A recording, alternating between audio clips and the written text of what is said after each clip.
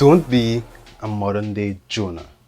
Most of us know the story all too well about Jonah, the dude who was disobedient to God and then he got eaten or swallowed by a big fish and then spat out later on.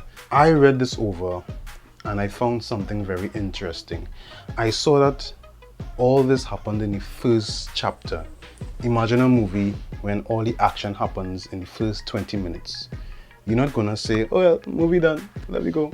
You know, you'll be like, hey, all this action and the movie ain't done yet. There must be something more. So I read something more and you can go and read it for yourselves. It's only 4 chapters, 4 small chapters, the book of Jonah. It's in the Old Testament. I can't tell you which page, but it's in the Old Testament. So I'm gonna break it down very quickly for you. I have a note on Facebook with a bit more detail, but I'm gonna break it down very quickly. The link will be below in the description of this video. So we start with Jonah. God sends him a word and God tells him to preach this word against this nation called Nineveh. Basically, the people were evil and God was simply telling him to go and speak against them.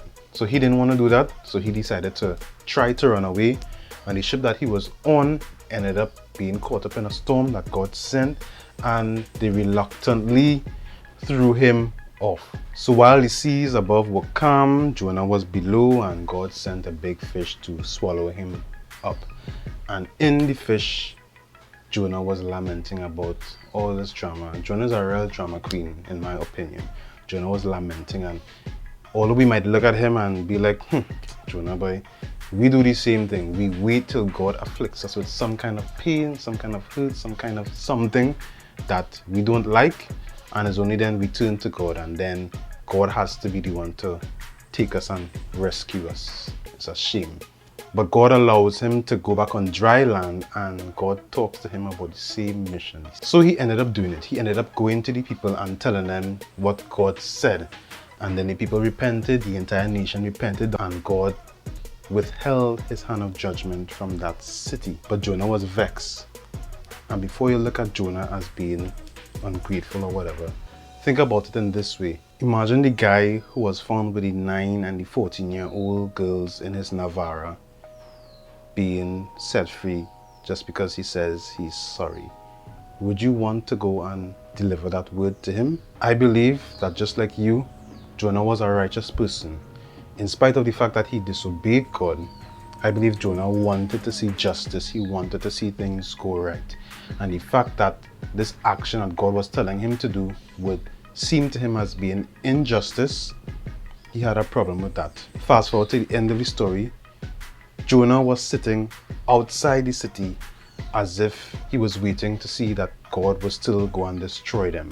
He was still looking forward to see some sort of destruction or judgment on these people. And God will continually talk to him, be like, yo, why are you so vexed for? What's the point of you being vexed? What are you doing?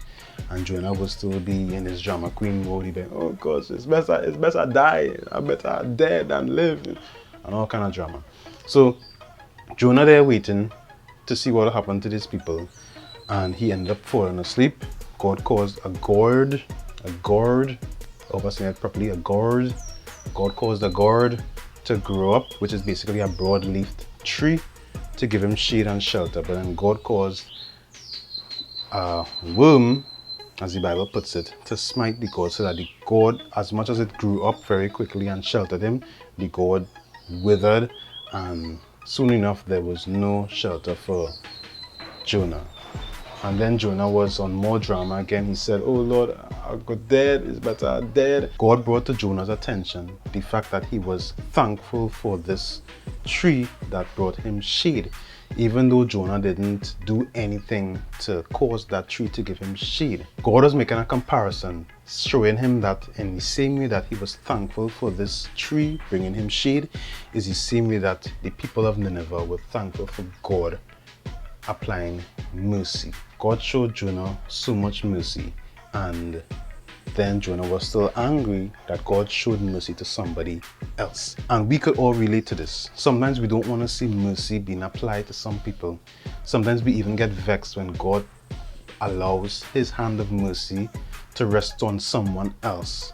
But at the same time, we fail to recognize how much mercy God has been showing us. That's how it works. God has saved us, God has showed us mercy, and we should show other people mercy in spite of what they have done. And that is all. So remember to read the book when you get the chance. Look at the Facebook note. For those of you who like to read, there's a good read for you there. Like the video, subscribe, share, and I'll see you in the next one.